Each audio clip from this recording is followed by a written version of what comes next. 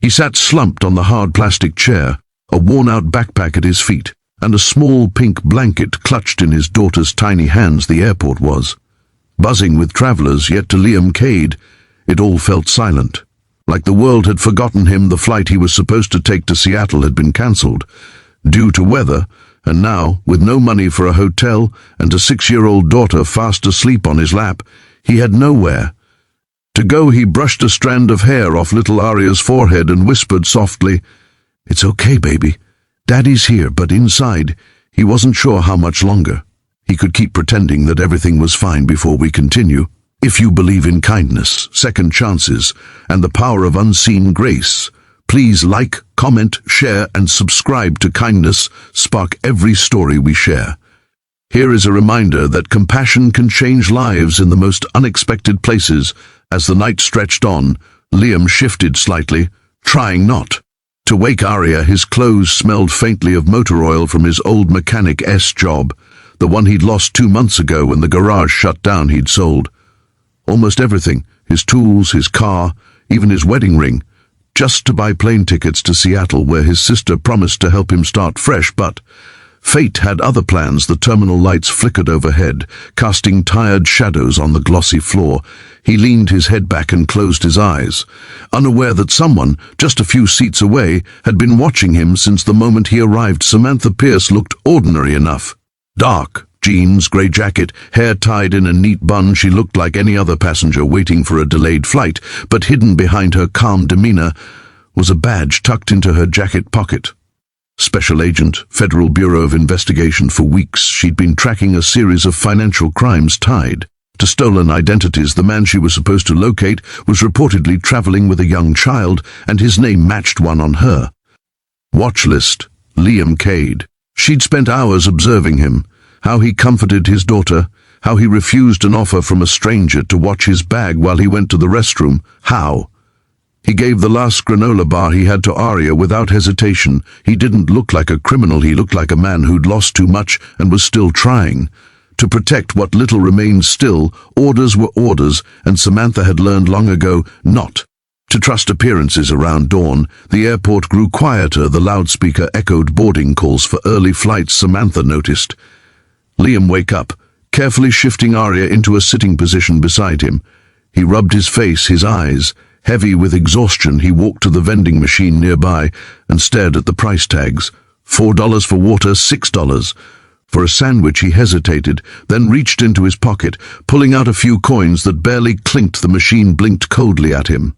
He sighed and turned away. Samantha's heart tugged. She remembered her own father, an Air Force pilot who'd struggled after her mother passed away. They'd spent nights in train stations when money ran short.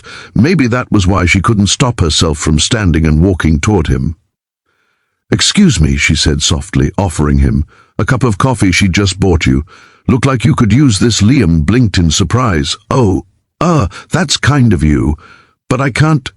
"Please," she said with a smile that didn't feel like protocol. "It's already paid for."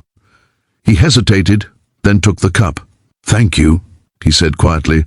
"My daughter, she's been sick, just trying to keep her comfortable until we can get on the next flight." Samantha nodded, her mind racing. Sick daughter, no money, traveling alone. It all fit the profile, but something didn't. His eyes, there was no deceit in them, only fatigue and love. She found herself saying, "If you don't mind, I could watch your daughter while you grab something to eat." Liam shook his head quickly. "No, thank you. I don't leave her alone with anyone, not anymore." Something in that sentence made Samantha pause. "Not anymore?" she asked gently. He swallowed hard, glancing at Arya, who was now stirring awake. Her mom passed away last year, car accident. Since then, it's just been us. I promised her I'd never leave her side. His voice cracked slightly as he spoke, and Samantha felt her resolve crumble as the morning light poured through the glass windows. The two unlikely strangers sat together, him sipping coffee, her watching both father and daughter closely, not as an agent anymore, but as a human being. Arya smiled shyly at Samantha and showed her a drawing from her paper pad, a picture of a house with flowers and a stick figure holding a smaller one's hand. "That's me and Daddy," she said proudly. Samantha's chest tightened. "It's beautiful," she said softly, and then, unexpectedly, she asked, "Would you mind telling me what happened to your job to—" "Everything," Liam chuckled bitterly. "You really want to know?" She nodded. "I worked at a small auto shop," he began, his voice steady but low when it shut down. "I got a small severance. I tried to find other work, but no one wanted to hire a single dad who had to pick up his kid from school every day. The bills piled up. I pawned everything I could. Then my sister offered to help us move. I thought maybe this time life would give us a break." He smiled faintly, looking down at Arya as she hummed quietly, playing with her crayons. "But I guess some stories just don't get that lucky twist." Samantha felt a lump rise in her throat. She discreetly checked her phone. His name still sat under her. Watch alert, but it made no sense now. She couldn't picture this man committing a crime. Still, she had to be sure. Few minutes later, while Liam stepped away to refill Arya's water bottle, she opened her laptop. Accessing the case files again, the photo of Liam Cade flashed across her screen, but her eyes widened. The man in the photo had a similar name, yes, but a completely different face. He was older, heavier, and had been arrested for fraud 2 years ago. The database had a clerical error. She felt a chill of realization. She'd been watching an innocent man, a father, not a fugitive. When Liam returned, Samantha stood up, unsure of what to say.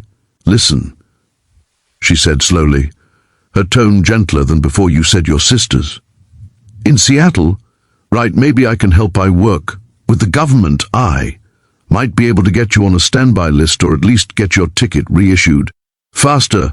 Liam blinked, confused, but grateful. "You do that for us?" "Yeah," she said with a small smile. "You and your daughter deserve a fresh start."